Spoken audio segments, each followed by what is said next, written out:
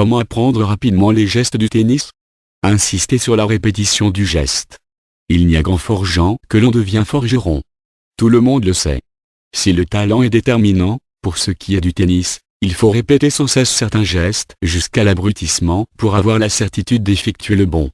Car, s'il y a bien quelque chose de difficile dans l'apprentissage de ce sport, c'est de parfaire ces gestes en insistant sur la correction des mauvaises habitudes. Plus le geste est bien exécuté et plus l'évolution est rapide. Comme pour toute chose, l'évolution se fait par grade ou par palier. Pour ce qui est du tennis, au tout début, on a tout simplement un nul ou une nulle.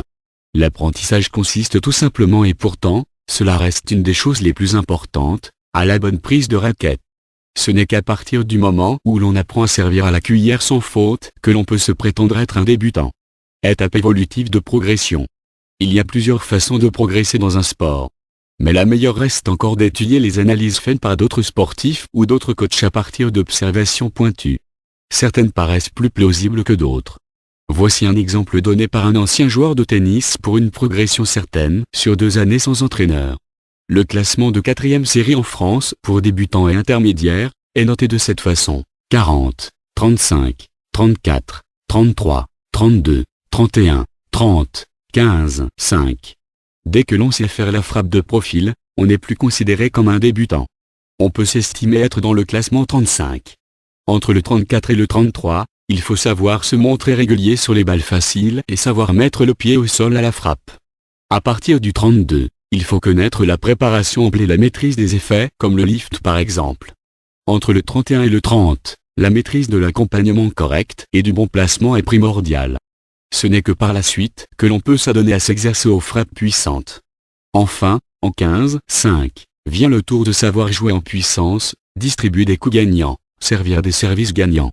Évidemment, votre meilleur ami pour votre progression au début sera le mur ou le lanceur de balles. Il est plus que nécessaire d'en avoir un pour répéter les gestes jusqu'à obtenir une certaine perfection, comme par réflexe.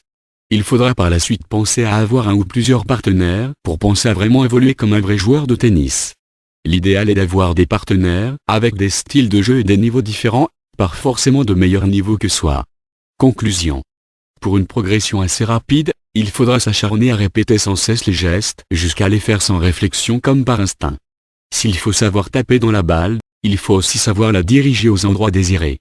Il ne faut pas oublier aussi les rudiments, à savoir adopter une bonne alimentation et surtout de savoir s'hydrater sans cesse pour éviter les accidents bêtes qui ne feraient que vous faire ralentir dans votre progression. En dernier et très important, ne vous découragez pas, vous rencontrerez forcément la frustration si vos espoirs sont démesurés. Alors patience, aucun champion n'y est arrivé sans effort.